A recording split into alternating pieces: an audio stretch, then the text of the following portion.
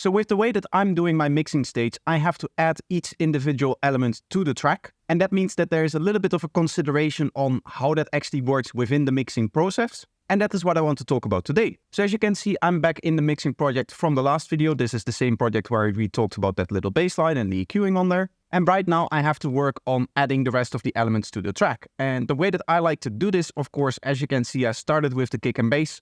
I am starting with the most important elements. I think there shouldn't be really any doubt around that it's just better to start with the stuff that you're going to hear the most and that is going to be the most important in your mix. So what that means is that next up, I'll probably go for the top drums and then I'll go for some of the main sequences in here. Then I might go down into some of the main vocals in here. Specifically, adding spoken vocals at the start of the mixing stage allows you to kind of mix everything else in around it. And of course, that allows you to get the vocals really nice and upfront really from the start of the mixing stage. Because what it's really about is setting up the first two levels of separation within the mix. And what I mean by that is that there's actually 4 levels of separation, but one of them really only kind of happens in the production stage, and that is time separation, by just putting one element in one point of time and one element in another point of time. Of course, they're going to be separated. But then you're going to have 3 more levels of separation, which are going to be volume separation, frequency separation, and stereo separation.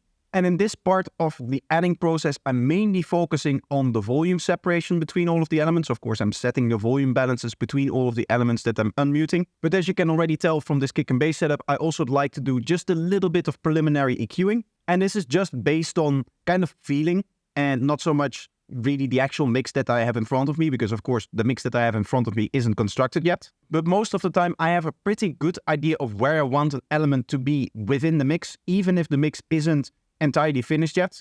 Especially for the most important elements like a kick and bass, you're going to hear that sometimes solo, you're just going to hear it in general, even if there's other elements playing, you're going to hear it very prominently. So I can already kind of imagine what it's going to sound like with the kick and bass, what the tonality of the kick and bass is going to do and all of that kind of stuff, even if I don't know what the exact balance of the final mix is going to be. So running through the actual process, what I'm going to do today is I'm actually going to add the top drums to this so that you guys get just a little bit of a glimpse into the actual mixing process itself.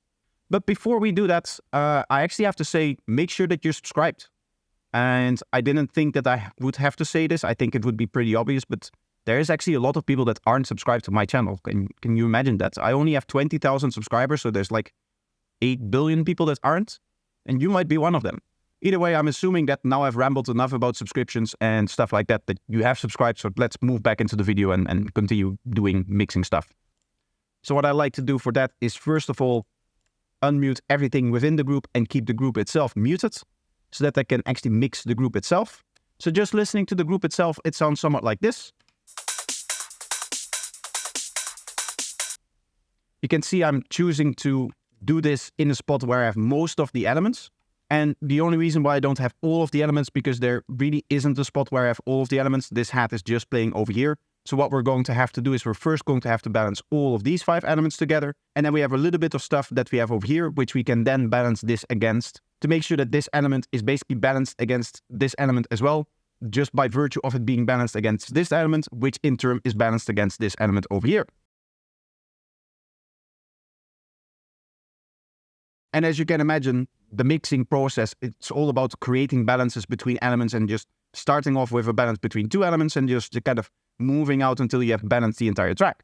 Now, of course, if you maintain volume balances and all of that kind of stuff, it is usually the case that you don't have to unmute everything and put each individual element into the mix, into the project. But I personally like to work this way because, as I've mentioned before in an earlier video in this series, I like being forced to redo the volume balance, because it forces you to think about every single element. Like, by definition, the volume is going to be off for all of my elements because they're going to be way too loud for the mix that I'm trying to do here. And therefore, I have to set up the volume slider for each of the elements, and I'm actually forced to think about, okay, what does the volume need to be for this particular element within the mix? And yes, that does mean that there's going to be strange things happening. For example, there are very many background sounds that I hear for the first time in the mixing stage, and I'm like, what are you?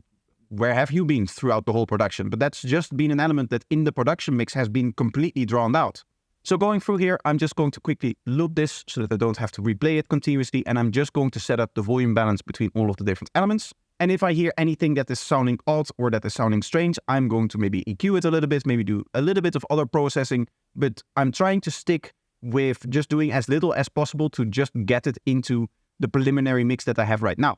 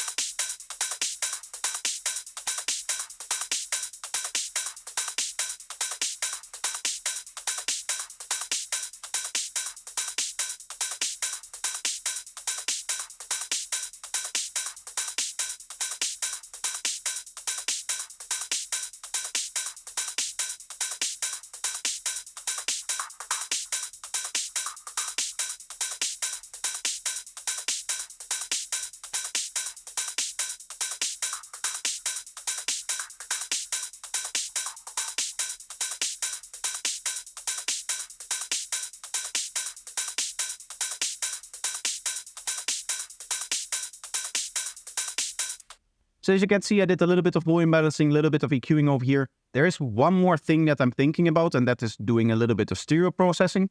But generally, I tend to keep that towards the end, because what can happen is that, say, I do a little bit of stereo processing on the snare, and then on, say, the closed hat and maybe the open hat, I want to do, say, a little bit of dimension expander. What might happen is that actually just putting a dimension expander on this thing over here gives me enough dimension for what I'm truly after.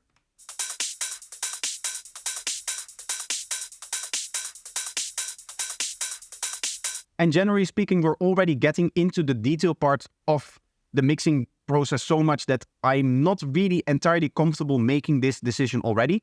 So what I'm actually going to do is I'm just going to remove this completely, and I'm going to wait with doing this stuff until I actually have all of the elements added, and then I can get into the more details.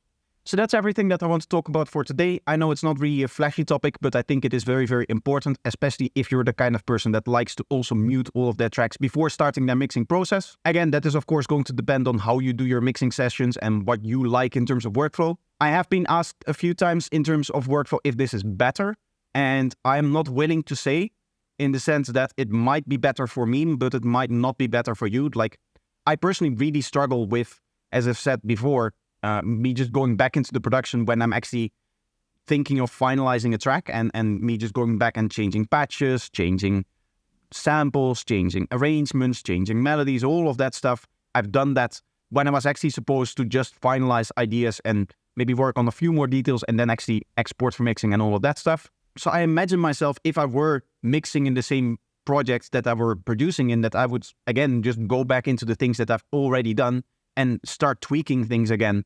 And at some point, that is just production again. Then you're back into the production stage. And then you have actually made negative process, because if you make changes to one of the elements, you may need to balance another element against it. So your mixing stage that you've done up until that point is invalid.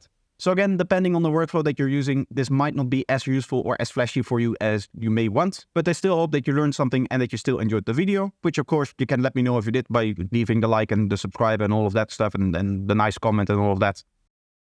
But I think you guys already know that, and I think you guys also know that you can support the channel financially by going over to my Patreon page or becoming a YouTube member, which is actually new. Or you can check out my products, which you can find links for in the description. But I hope you enjoyed the video. I hope to see you in the next one. Bye bye.